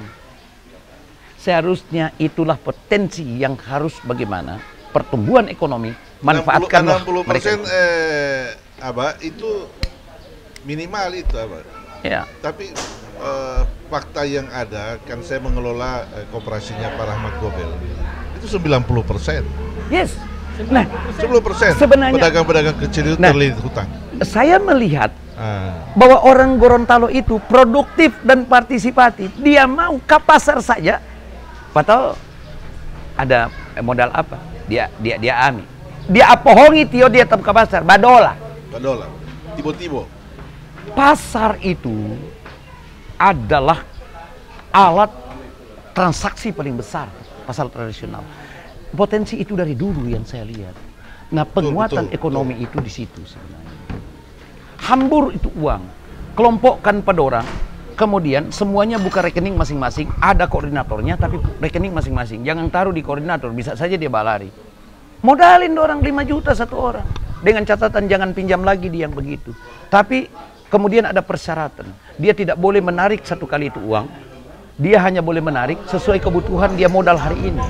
Dan kemudian dia terbiasa dengan bank, diawasi oleh pemerintah daerah dan pihak bank. Nah, dengan begitu dia di dalam 6 bulan 1 tahun usahanya membaik dan bank pantau terus karena dia cara memasukkan uang, maka bank dengan sendirinya memberikan kur tanpa ada intervensi pemerintah. Menjadi anak dagangnya di bank. Tapi ini kondisi sekarang ya. Mungkin 10 tahun lalu Abah ada di Bolmong, sehingga ada beberapa kegiatan yang tidak diamati perkembangannya di Gorontalo. Saya pengalaman mengelola dana koperasinya KKRG, itu banyak sekali pedagang yang memang dari awal dia komitmen untuk kita kasih fasilitas. Tapi pada akhirnya dia macet itu apa? Semangat berdagangnya itu betul Abah bilang tadi itu tinggi sekali. Tapi sekarang ada pergeseran, menurunnya komitmen untuk mengembalikan itu. Mungkin pengaruh dengan koperasi-koperasi yang selama ini seperti Abah sampaikan tadi, pinjam hari ini bayar kalamaring, apa? Pinjam hari ini bayar kemarin. Nah, Bayar kemarin. jadi perubahan apa? Jadi penting sekali untuk di-updating lagi strategi-strategi tentang kondisi masyarakat sekarang, terutama masyarakat saya dagang. bisa mengerti Pak itu. Ya. Tingkat resiko untuk kemudian uang itu tidak efektif. Karena uang ini tidak dikembalikan Pak. Memang diberikan modal. Tapi dengan syarat. Syarat. Dia dikelompokkan per 10 orang, umpama ada koordinatornya yang selalu membina dia, mengawasi dia. Nah, tapi rekeningnya sendiri-sendiri. Persyaratan menarik uang itu sesuai kebutuhan modal. Kalau dia tukang sayur, ya paling 1 juta, 1,5 juta. Dan bank yang menjadi mitra, itu dia tidak menunggu di pusat umpama di Limboto, tapi dia mempunyai staf yang ada di desa-desa itu sendiri. Iya, sehingga dia tidak perlu dengan ongkos. Yes, itu yang saya maksud. Termasuk misalnya di pasar. Manajemennya, ini manajemennya. Betul. Nah, itu yang masih kurang itu. Ya, sehingga pembinaan ini tentunya kita jangan dulu dengan skala besar. Kita umpama tahun ini kita uji dengan 10.000. 10.000 itu berapa kelompok? Kemudian itu betul-betul intens dan kepala desa juga memberikan pembinaan. Dia tahu bahwa dia diawasi, gitu. Dan paling bagus berikan kita orang pertama ada protek kepada orang yang betul-betul sungguh-sungguh. Dia tidak mudah untuk kemudian menggunakan uang itu pada hal-hal yang bersifat sekunder dan lux, ya kan? Nah, sehingga yang lain, wah, kalau begitu saya juga bisa. Karena orang-orang itu suruh ke baku iko. Dia dapat lihat orang piara ayam kalau sudah dapat bikin rumah, wow, Allah. Dia lihat orang berusaha rebonding, jadi rebonding semua satu kampung. Sehingga milu-siram semua. Semua manusia berpotensi jadi baik. Tapi bagaimana kita mengarahkannya? Singa saja, makhluk yang paling ganas, raja hutan, berpotensi untuk menjadi jinak. Dan dia memahami tentang manusia kalau cara penanganannya itu benar. Ini saya kira yang harus persoalannya memang di sini ini, apakah kepercayaan rakyat itu cuma dengan kita melakukan pembangunan fisik? Tidak. Kepuasan hati rakyat kadang-kadang tidak perlu kita orang kasih apa pada orang, tapi kita orang pakai kedekatan, maka akan memunculkan trust di rakyat. Ini yang penting. Dan ketika trust itu ada, apapun kalimat yang keluar dari mulut kita, pasti dia walad dalin inani keke amin, dia bilang. Tapi ada juga misalnya masyarakat, misalnya masa 1 periode tidak ada yang dia bangun, itu mana bagaimana? Berarti penting juga ini visi. Begini, sebenarnya dia tidak penting untuk dia bangun, karena tidak ada kepuasan pada hati. Makanya ada satu filosofi dia bilang, Anda tidak perlu menjelaskan apa yang engkau lakukan kepada orang yang mencintaimu, karena dia tidak butuh itu. Demikian juga Anda tidak perlu menjelaskan tentang apa yang engkau lakukan kepada orang yang membencimu, karena dia juga tidak percaya denganmu. Maka yang paling utama, tanamkan trust, kepercayaan para rakyat. Biarnya tidak betul yang Anda baking, tetap dia bilang bagus. Cuman itu. Kalau sudah ada kepercayaan dari rakyat. Yes. Nah, cara membangun kepercayaan bagaimana? Lah tentunya kedekatan. Kedekatan. Orang ini pemimpin rakyat. Yang kita bangun ini fisik atau jiwa? Tidak mungkin orang yang dipercaya baru tidak dekat. Saya ambil contoh ini. Coba bandingko kan lebih percaya sama itu daripada orang pemain tua kan? Pak Sukri. Karena dekat. Iya. Pak Sukri, ini. Kalau gitu Ustaz. Iya. Saya mengambil contoh, mohon maaf. Saya pun kaget. Saya tidak bupati. Ya. Tapi lagu pemenangan Pilkada Pasehan Lanjar 2010 dan 2015 masih diputar sampai sekarang. Bentor-bentor. Orang kangen ya, rindu ya. Ada di rumah setiap tahun rutin walaupun sesendak bupati. Yang dorang datang puluhan ribu pada waktu yang tepat. Pertama, tanggal 27 Maret, hari pernikahan saya dengan Buat Pemama. Yang kedua, ulang tahunnya ibu dan ulang tahunnya saya 17 Desember. Demi Allah, tanpa undang tiba-tiba dorang sampai di jam 12 puluhan ribu. Ucapan selamat ya. Dan ketika terjadi musibah saya itu saya hampir sulit membendung. Puluhan ribu masyarakat marah dan menangis di rumah Dan saya coba menenangkan karena polisi tahu bahwa cuma saya yang bisa menenangkan gitu. Saya pun kagum karena ternyata kalau saya saya tidak itu lagi bupati. Ami, kalau saya itu Abah, habisi. Jangan. Itu bukan Iya, langkah yang kalau- baik. Saya harus tunjukkan Iya saya kan, itu beda seorang kan. user. Saya Ya. seorang pemimpin. Maka Alhamdulillah. saya katakan bahwa Allah tidak pernah memberikan ujian, musibah kepada hambanya di luar batas kemampuan. Itu harus diyakini. Surat nomor 2 ayat 286. Ya kan? Ya. Allah Maha tahu. Kedua, tidaklah Allah memberikan ujian kepadamu kecuali itu memang sudah keputusan Allah. Ketiga, tidaklah yang terjadi padamu itu kecuali sudah tertulis di kitab Yaumil Mahfuz. Keempat, tidaklah Allah memberikan kepadamu itu adalah keburukan, tapi itu ada hikmahnya.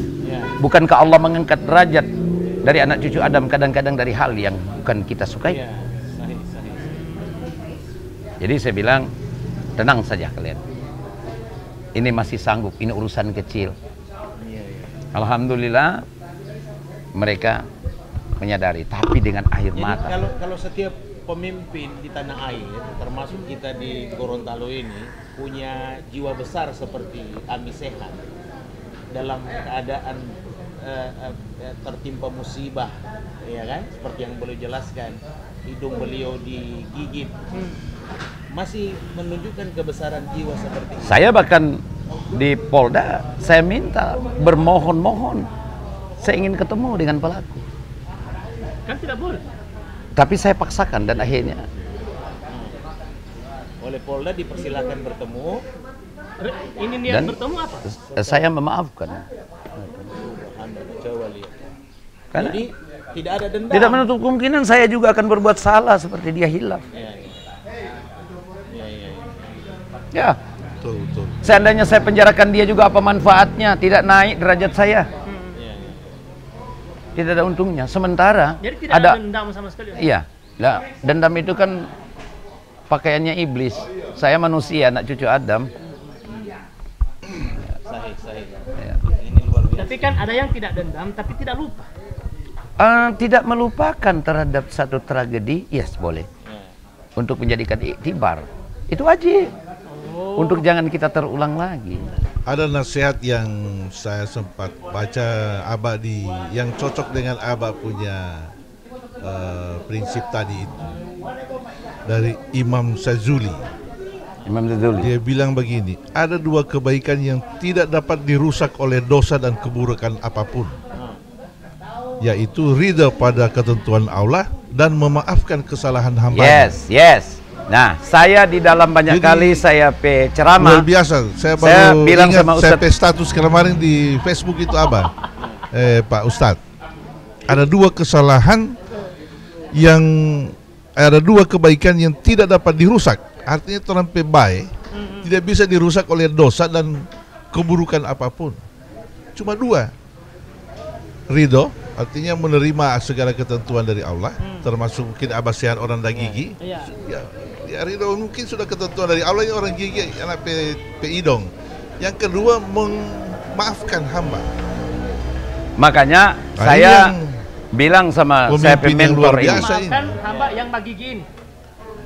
Orang yang Pas. menzolimimu, siapapun. Menzolimi. Jadi begini Pak Supri, saya selalu bilang pas saya mentor, saya sadar betul bahwa asma Allah adalah sifat, ada 99. Apakah kita orang akan mampu mengikuti sifat itu? Tidak, saya memilih dua. Dan itu di dalam saya ceramah selalu itu. Yang pertama saya ikhlas, kedua saya memaafkan. Cuma dua itu aja yang saya pakai. Saya ikhlas dan saya memaafkan. Bahkan saya berupaya setiap tidur saya, setelah saya baca doa tidur Allahu Akbar, Bismika Allahumma ahya wa amut, saya kemudian bersyahadat 3 kali, saya Fatihah 5 kali, saya Al-Ikhlas 3 kali, Alaq 1 kali, An-Nas 1 kali, salawat 10 kali. Sebelum saya beristighfar, maka saya, ya Rab, jikalau hari ini dan sebelumnya ada di antara saudaraku muslim atau bukan muslim yang menzalimiku, yang menganiayaku, yang memfitnahku, yang aku tahu ataupun aku tidak tahu, yang dia tahu ataupun dia tidak tahu, sengaja ataupun tidak, maafkan dan ampuni dia dan berikan hidayah ya Allah kepadanya. Baru itu kita beristighfar. Saya berupaya setiap saya tidur.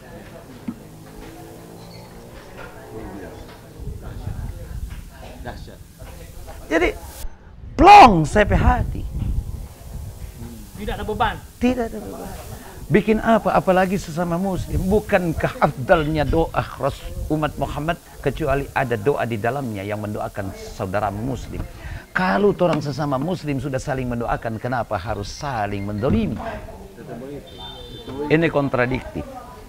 Jadi memang orang yang punya jiwa besar seperti Ami Sehan ini selalu berpotensi mendapatkan keutamaan yang paling utama. Utamaan paling utama. Ada hal-hal yang sifatnya utama, maka ini terutama dari yang utama. Keutamaan dari keutamaan dari yang utama. Afdalul fadail kata Nabi, keutamaan yang paling utama. Jadi ada baik, tapi ada orang bilang the best, yang terbaik. Itu rupanya ada 3. Yang pertama, menyambung silaturahim kepada orang yang menyatakan memutus hubungannya denganmu. Antasila man qata'ak. Orang yang memutus tali silaturahim denganmu, jangan kau balas dengan memutus, tapi sambunglah tali itu walaupun dia menyatakan sudah memutus hubungannya denganmu. Tidak semua orang boleh melakukan, hanya orang-orang tertentu yang diberi sifat ridho tadi itu dan memaafkan. Contoh kayak TUK sudah memutus tali silaturahim tadi. Dia berarti balik lagi. Dia balik lagi. Oh. Yang kedua, waktu man harama. Terus memberi kepada orang yang kikir. Orang yang kikir, yang bakhil, yang bunggil. Tidak semua orang yang boleh melakukan. Kalau di kampung orang bilang, "Pak, orang melempar DP rumah." Kenapa? Terlalu bodoh. Jadi kebakhilan itu menuai kebencian sebetulnya oleh orang yang berinteraksi dengannya. Siapapun orang kan tidak suka dengan orang bakhil, ya kan? Tetapi kata Nabi SAW, memberi kepada orang bakhil itu, bikin kemari mino, buka ruang seseorang mendapatkan keutamaan yang paling utama. Dan yang terakhir, watasfaha amman syatama, memaafkan orang yang pernah mencelamu, memaafkan orang yang bikin kemari mie. Pakai telur ceplok, menganiaya, menzolimi. Dan rupanya Ami Sehan ini bikin 5 jo. Bikin diskusi pasca musibah ini terjadi, ya, sampai dengan atau anam lalu semalam lagi kita diskusi, kelihatan sekali, bukan nanti sudah podcast begini, kelihatan lapar mie ceplok itu. Sudah kelihatan sekali. Kelihatan bahwa beliau ini dari dulu hati yang paling dalam hendak memaafkan kepada pelaku penganiayaan ini. Lagian kan bekas luka ini kan ini sudah tinggal menunggu sembuhnya. Cuman memang di medik, saya ini pernah kuliah kedokteran meskipun DO. Biasanya kan luka begitu di wajah itu kan supaya tidak kelihatan ada semacam membentuk tanda, itu ditempeli. Tapi persyaratannya kulit yang harus halus. Nah, tolong ditanya dari mana? Karena banyak perempuan cantik yang menyumbangkan. Ya. Sebetulnya yang kita rakyat Gorontalo harapkan Gorontalo ke depan di 22 Ampa ini pemimpin yang punya jiwa besar. Saya Abadinggo waktu beliau di Kabak Umum itu saya dengan Umar cukup keras perbedaan pendapat dengan Pak Harmain. Kabak ekonomi. Keras sampai baku pakai meja. Sampai menghadirkan orang BPK ya. Tapi ketemu biasa aja. Urusan di laut yang bah di darat, urusan kebijakan. Saya juga begitu, Pak. Dengan kawan-kawan, ada beberapa teman-teman saya SKPD, kita berbeda, kita berbaur. Tapi kalau jabatan-jabatan politik kalau sudah berbeda, saya paling susah untuk kemudian membaur lagi. Iya, di jabatan. Tapi kalau SKPD, meskipun kadang-kadang berbeda, ada kawan-kawan juga ya, ketemu biasa lagi. Tapi kalau jabatan politik, kalau saya tidak. Perbedaan itu wajar, Ami, kan? Iya. Ketika saya tidak merasa puas atau saya merasa bahwa kelompok yang ada dengan saya ini keliru, saya tidak mau menjauhi. Karena kenapa dia tidak mau ikut saya? Karena dia belum memahami betul isi pikiran dan ide saya, dan dia belum begitu mencintai saya. Makanya saya tidak mau jauhi. Saat mana dia mencintai saya dan dia percaya, maka saat itulah saya boleh merubah dia. Begitu. Oh, tunggu memen, Momen. Memen. Orang-orang tidak menerima ide kita, alasannya bisa dua. Satu. Yang pertama, karena dia tidak memahami apa maksud kita. Yang kedua, karena dia tidak menyukai kita. Tapi kalau dia sudah menyukai kita, maka dia akan suka pikiran kita. Pasti dia akan, kalau sudah suka, pasti cari memahami. Yes. Akan paham. Makanya jangan pernah menyerah kepada kelompok yang Nabi Muhammad itu kalau dia bosan, Islam tidak sampai di sini. Jadi ini persis seperti ada gium dalam dunia dakwah. Jadi di dunia dakwah itu ada gium begini. Gium tiwon. Ada gium itu semacam pemeo, semacam istilah. Sesuatu yang lazim berlaku di. Jadi ungkapannya begini. Berapa banyak orang yang mereka adalah bagian dari kita, tapi belum bersama-sama dengan kita. Oke? Iya. Sebetulnya mereka bagian dari kita, tapi masih di sebelah sana mereka. Belum bersama-sama dengan kita. Sebaliknya. Tunggu Ustaz, artinya bagian dari kita, tapi masih ada bagian dulu.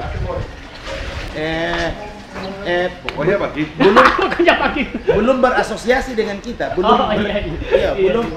Sebaliknya berapa banyak orang yang ada bersama-sama dengan kita, tapi mereka bukan bagian dari kita. Karena tidak ada pembagian. Tidak, ada orang yang satu gerbong, tapi rupanya sama-sama, tapi tidak sama-sama. Hatinya tidak.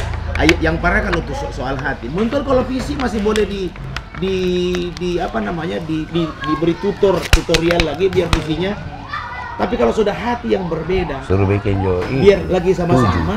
Tapi hati atau dia bukan 7. Jadi banyak orang kemudian rusak. 7 atau 10 jo taruh telur 5. Jadi mereka ada di tengah kita. 10 jo telur 5. Mereka bukan bagian dari kita. Nah Pak Sehan ini, Ami Sehan ini selalu melihat orang yang belum bersama-sama dengan beliau tidak boleh dimusuhi, bahkan kalau boleh didekati. Kenapa? Karena boleh jadi mereka belum mengenal Ami Sehan, karena belum jatuh cinta kepada beliau, sehingga beliau tidak mau berjarak. Beliau kalau perlu mendekat, biar kemudian sosok beliau lebih dikenal, dan berharap supaya insya Allah suatu saat mereka akan menaruh rasa cinta kepada beliau. Iya, contohnya begini. Para Quraisy itu masuk Islam karena keterangan Rasul atau akhlak Rasul? Karena akhlak. Contoh. Dengan dia mencintai akhlak Rasul, maka dia ikuti apa yang disampaikan Rasul. Masya Allah. Iya. Yang tadinya marah, benci. Tidaklah, makanya jangan pernah bosan kita orang untuk menyampaikan, karena kapasitas kita tidak pernah dapat merubah manusia. Jangankan kita orang, Rasul Muhammad saja kata Allah, hai Muhammad, kau diutus tidak lebih daripada membawa kabar gembira dan peringatan. Itu ada di surat nomor 25 ayat 56 Al-Qasas ayat 56. Di surat nomor 28 juga menyebutkan itu, ayat sama 56. Sungguh engkau tidak dapat memberikan petunjuk kepada orang yang kau kasihi pun ya Rasul Muhammad. Akan tetapi kami memberikan petunjuk kepada yang siapa kami kehendaki, dan kami tahu siapa yang mau menerima petunjuk. Tanda kutip di sini berarti orang berkewajiban memberikan petunjuk, dan jangan pernah bosan sampai dengan napas kita berakhir atau dia. Soal dia berubah dan tidak bukan tugas kita berharap hidayah Allah, tapi tugas kita harus kita gugurkan untuk memberikan kebaikan. Sebetulnya substansi yang beliau sampaikan ini adalah demokrasi. Dengan begitu, orang berbeda, tapi beliau bahkan Astagfirullah, bukan Al-Arab tadi nomor surat nomor 28 Al-Furqan. Jadi beliau tidak mau berjalan. Al-Arab surat nomor 7. Berbeda, tetapi melihat perbedaan sebagai sesuatu yang normal. Jadi sebetulnya apa namanya, sekali lagi orang dengan karakter seperti inilah yang beliau sampaikan. Inti dari demokrasi itu perbedaan. Orang membenci, orang menghardik, orang menyakiti, orang menganiaya. Beliau bahkan mau memberi maaf. Jadi Ustadz, seperti Pak Uka Perjuangan ini, jangan dulu terlalu harapannya Pak Uka bisa kita orang, jadi ini usaha. Pak Sukri, orang mau marah dengan orang yang tidak suka Pak orang, yang tidak mau dengar Pak orang. Iblis saja yang tidak mau dengar Pak Allah kok. Iblis. Jadi Pak Uka harus terus soal ada yang protes, ya malaikat juga protes Pak Allah, ya Allah kenapa nggak mau ciptakan manusia Adam? Protes kan? Artinya begini, kalau orang menzolimi beliau saja dengan cara menggigit hidung beliau, copot, beliau mau memaafkan, apalagi orang cuma sekedar mengkritik. Itu maksud saya, itu substansi demokrasi. Saya ini politisi Pak Ajis, meskipun kemarin pemilu 2019 banyak perangkat desa tidak pilih saya tetap berjuang ke dia. Betul ya? Iya banyak, maksudnya begini.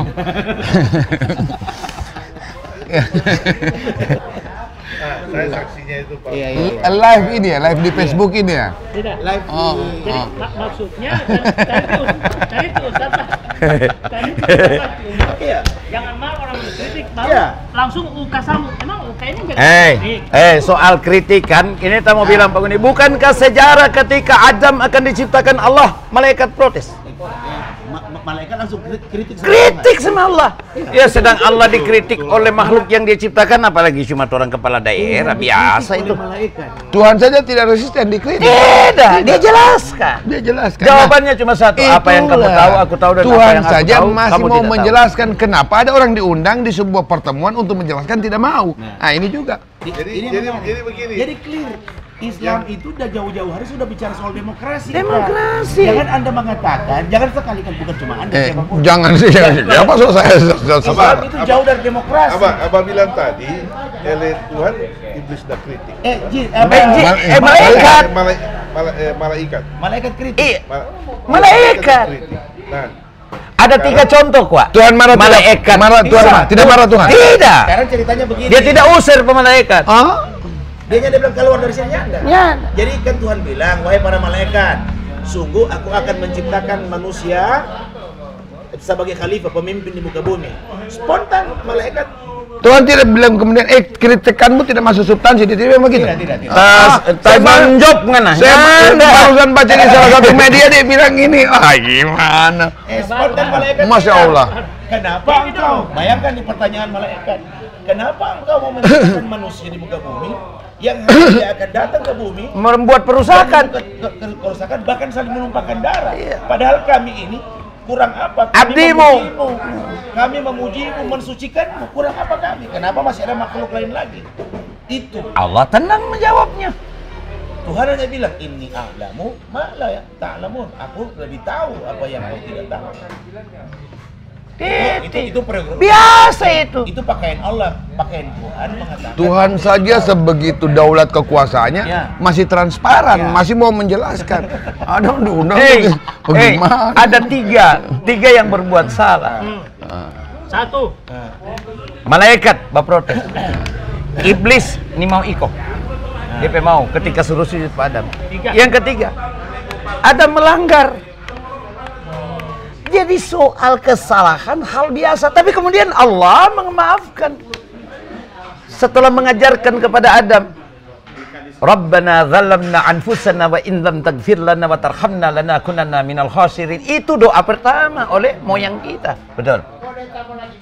Amin. Masya Allah, harusnya perangkat desa ini dikembalikan ulang jabatannya ya. Gitu. Yang menarik, pada saat Tuhan mengutuk iblis karena telah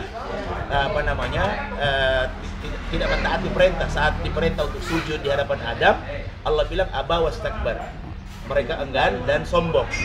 Maka karena itulah kemudian iblis dikeluarkan dari surga kan. Tapi tidak mungkin Allah berbatas.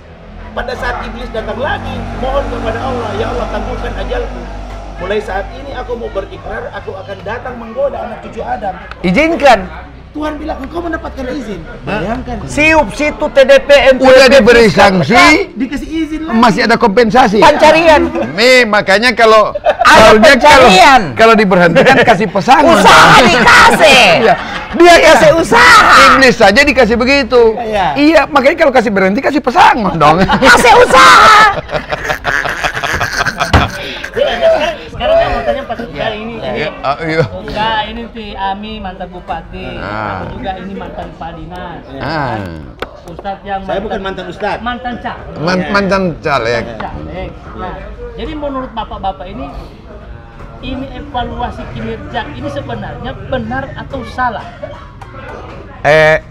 Pak Sapi ini nggak tanya. Yang di mana ini? Evaluasi kinerja di mana? Secara umum. Ya, kalau sepanjang saya waktu bupati 10 tahun sampai berakhir 26 Februari 2021, evaluasi itu adalah pekerjaan wajib, tugas wajib oleh kepala daerah sebagai user. Tapi saya hanya sampai mengevaluasi kinerja paling rendah itu ada di kepala desa. Kepala desa yang kita evaluasi, bukan aparat desa. Yang kita evaluasi itu kinerja kepala desa yang dalam pengertian secara kumulatif itu berarti pemerintahan desa. Yang bertanggung jawab adalah kepala desa. Kalau ada kekeliruan, kemudian kita minta kepala desa untuk evaluasi lagi nganapi aparat. Jadi yang mengevaluasi aparat adalah kepala desa. Karena DPSK. No tanda kenal yang sekres dia ada angka tanda kenal siapa, yang kau ndak tahu siapa, seksi siapa, kan itu kewenangan dia. Artinya bukan tidak ada salah, tidak ada benarnya. Kalau begitu jawabannya Ami. Iya, evaluasi itu Penting. ada batas-batas yang mutlak. Dievaluasi itu kepada perangkat yang bertanggung jawab langsung kepada kepala daerah yang dikeluarkan SK oleh kepala daerah. Nah, kalau yang bukan kepala daerah kasih keluar, ya yang kasih keluar SK yang bertanggung jawab evaluasi.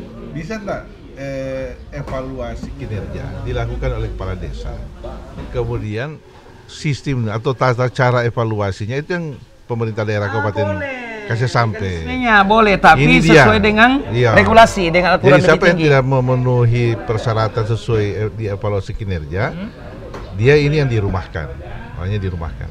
Bukan langsung Jadi dari ada standar yang- top leader di kabupaten yang langsung. Iya, jadi Minta yang untuk- menilai itu kepala desa. Kepala desa cuma bikin dia punya aturan, bikin Iya. dia punya SOP-nya. Iya, gitu. karena di desa itu begini, ada orang mempunyai kemampuan berpikir, tapi dia nyandak connect dengan kepala desa, nyandak satu hati, sungguh mati nyandak pernah mau jadi. Ada orang dia tidak mempunyai kemampuan lebih dan punya ide, tapi dia sangat jujur dan patuh kepada pimpinannya di desa. Itu mau jadi itu apa backing. Sehingga yang mengukur itu adalah kepala desa, karena yang menggunakan kepala desa. Perangkat desa itu digunakan oleh kepala desa, bukan oleh kepala daerah, bukan. Nah, Uka kan yang pernah juga menyusun ini regulasi kan. Uka ini yang lebih tahu persis ini perjalanan ini kan. Nah, bagaimana sebenarnya? Mau jawab normatif atau kalau begini? Kalau secara normatif, pemberhentian perangkat desa ini kan berdasarkan peraturan bupati. Peraturan bupati itu masuk dalam kategori peraturan perundang-undangan. Peraturan perundang-undangan itu sebelum dicabut atau dinyatakan atau ada peraturan perundangan lebih tinggi yang bertentangan, maka peraturan perundang-undangan demi hukum sah. Itu prinsip peraturan perundang-undangan. Sepanjang belum dicabut atau diuji atau hasil putusan pejabat berwenang atau lembaga atau institusi berwenang. Akan tetapi pandangan saya ini cacat substansi. Meskipun kalau secara normatif ini berlaku dan sah, karena belum ada lembaga yang membatalkan ini atau yang mencabut. Tapi kalau seandainya ini sampai diuji kepada lembaga-lembaga yang berkompeten, saya yakin pandangan saya itu bisa terpenuhi. Boleh, ada beberapa mekanisme, bisa dibatalkan, bisa dicabut. Ini uji ini ada beberapa channel yang bisa kita gunakan, misalnya uji materi peraturan perundang-undangan di bawah undang-undang itu bisa ke Mahkamah Agung. Kalau di atas terhadap undang-undang terhadap Mahkamah Konstitusi untuk undang-undang terhadap Mahkamah Konstitusi, untuk konstitusi atau undang-undang pentingnya maka ke Mahkamah Konstitusi gitu. Nah, di bawah undang-undang itu ke Mahkamah Agung itu uji judicial review kepada lembaga peradilan. Tapi juga ada namanya uji eksekutif. Siapa yang menguji? Ya pemerintah daerah, bupati sendiri yang mengujinya. Apakah ini benar atau tidak? Kalau memang disimpulkan tidak benar, boleh dicabut. Ini tinggal political will dari bupati sendiri. Karena bupati yang membuat peraturan itu. Hari ini besok bupati cabut, bisa. Tergantung dia.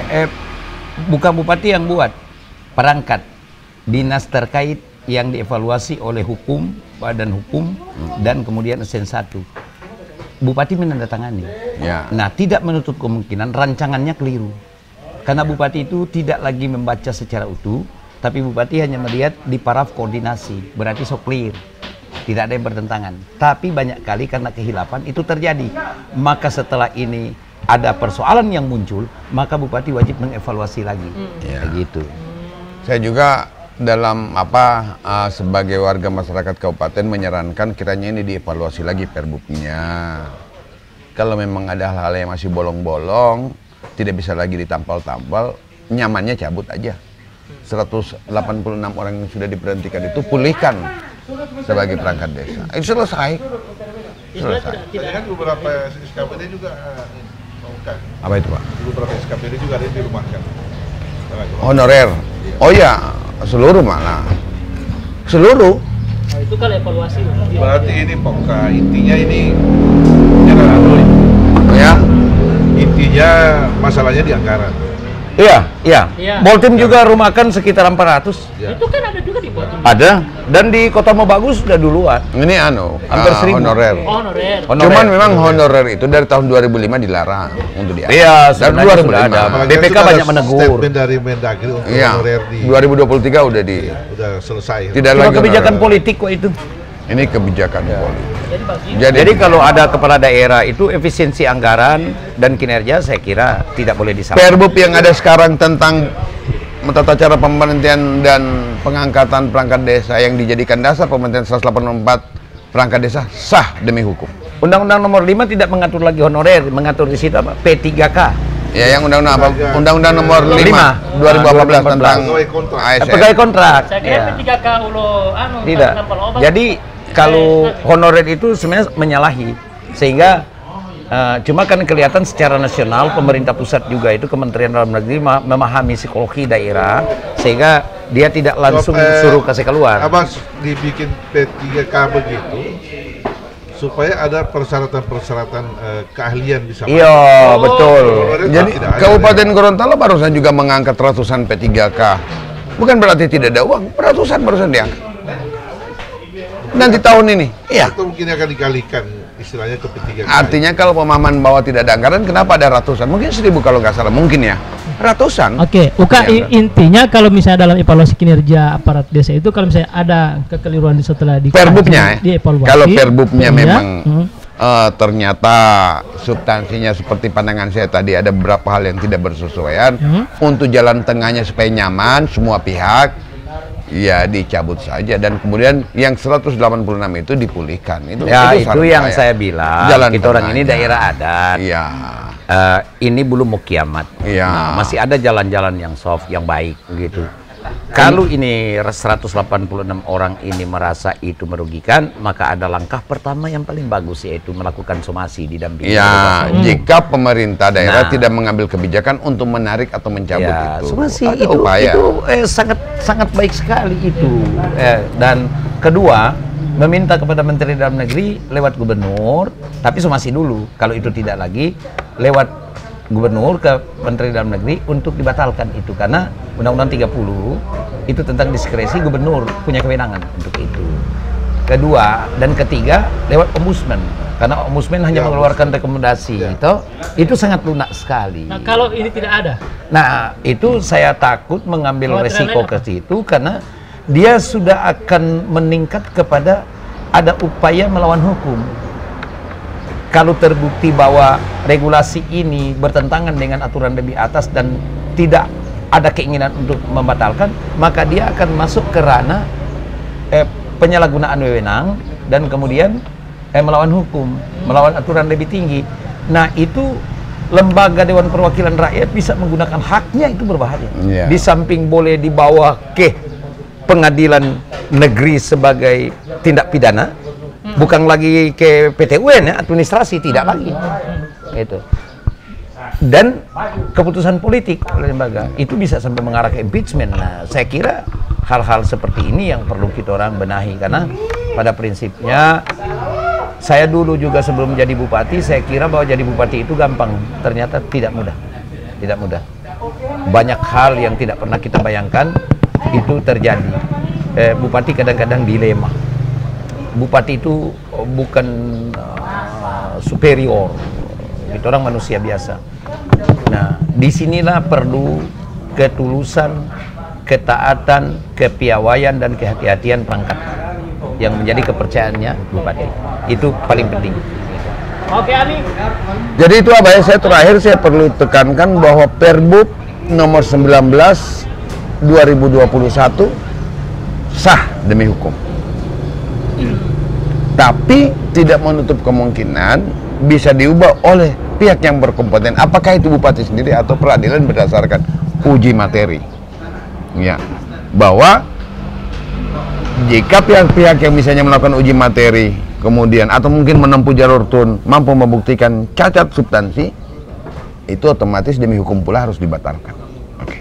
Ini juga untuk Saya khawatir kalau ini dibawa ke ranah hukum, ke tun, tidak ada ruang 186 ini menggugat bupati, karena yang tanda tangani pemberhentian kepala desa, maka yang dihantam kepala desa. Oke, Ami. Ya, Saya sombong. Para pasama. Saya ada tanya ini para pasama ini kok. Sudah, nanti selantas. Itu Sudah. sudah. Ya, tidak. Ini tidak ada kaitan ini. Ini tahun 2021. Cuma jangan kasih keluar karena ini representasi dari rakyat Gorontalo yang ada di DPR RI, dan ini seorang ibu yang sangat potensial, punya jiwa yang sangat cool dan mempunyai karakter pemimpin yang bagus. Makanya saya bilang jangan. Para pasama, saya mau tanya Pak Ustadz, para pasama ini kan ya kan? Sudah, nanti sebentar itu kita berusaha. Para Abah. Jadi terakhir sekali Abah, saya hendak mengajak teman-teman sekalian untuk mari sama-sama kita terus doakan Pak Sehan agar selalu diberi kesehatan lahir batin dan dilindungi, dijaga oleh Allah dari berbagai macam potensi kejahatan. Amin. Amin. Beliau boleh terlahir sebagai warga Bolaang Mongondo, tapi 30 tahun lebih beliau ada di Gorontalo, mengabdi, bekerja, dan telah banyak memberi kontribusi buat kita di Gorontalo. Mudah-mudahan dengan begitu beliau akan terus berpikir tentang bagaimana Gorontalo, walaupun beliau katakan 2024 insya Allah dipilih sebagai wakil rakyat di Senayan dari Bolaang Mongondo, dari Provinsi Sulawesi Utara, tapi tetap perhatian beliau ada di Gorontalo insya Allah. Itu saya boleh buktikan. Saya 10 tahun jadi bupati, lebih 50 kali saya tetap berkunjung ke rumah kopi, baik yang ada di Bersehati tanpa memberhentikan perangkat desa. Tidak, mana itu yang ada kaitan. Jadi kedekatan saya dengan Gorontalo itu saya dapat buktikan bahwa 10 tahun saya mengabdi menjadi bupati di Bordim, tapi tidak kurang dari 50 kali saya tetap datang dan tetap saya harus berjam-jam, bahkan berpuluh jam di rumah kopi di Limboto ini dan di kota Gorontalo. Ada tuh kamu kasih nasihat Pak saya sebelum saya mau Abah gini. Untuk Abi Sehan itu, kalau saya tidak melihat lagi beliau ini orang Bolomong atau apa, orang Gorontalo. Tiap bulan puasa awal beliau di Gorontalo. Yang dikaryakan di Bolmong. Tiap bulan puasa awal saya mencatat terus itu. Berarti kalau berarti di tiap bulan puasa dia balik ke Gorontalo, berarti itu orang Gorontalo. Dia juga orang Jakarta kan, kalau orang mau datang berpuasa pertama kan di daerahnya. Dia poalo baloa, cuma malu kan. Yang berikut Abadinggo. Yang jelas Ami Sehan, saya berharap beliau harus memanfaatkan kesempatan untuk maju sebagai gubernur atau wakil gubernur. Jadi begitu. Bukan apa itu kamu bilang Pak saya? Ya, saya juga sama ya, punya harapan kawan kami ini Pak Sehan Lanjar, dulu kaki Seribu Menara ya. Oh, Kaki Seribu. Iya, orang yang luar biasa kritisnya, kontribusinya ke daerah sudah luar biasa. Itu bisa kembali ke pangkuan, ya, ke pangkuan Pertiwi untuk mendedikasikan dirinya di situ. Dan sebagai kawan saya siap mendukung. Oke, Ami, makasih banyak nih. Alhamdulillah sobat aku dapat ulang nanti Ami sih. Amin. Ya, saya itu cuma memastikan hidung di Ami masih tinggi atau Ada. Pepin ada naik apa mau pulang ke sana? Oh, naik bentor. Oh, nama. Siapa mau naik bentor? Sudah. Nanti kita setel tuh ongkos bentor. Coba nih. Waalaikumsalam. Warahmatullahi wabarakatuh.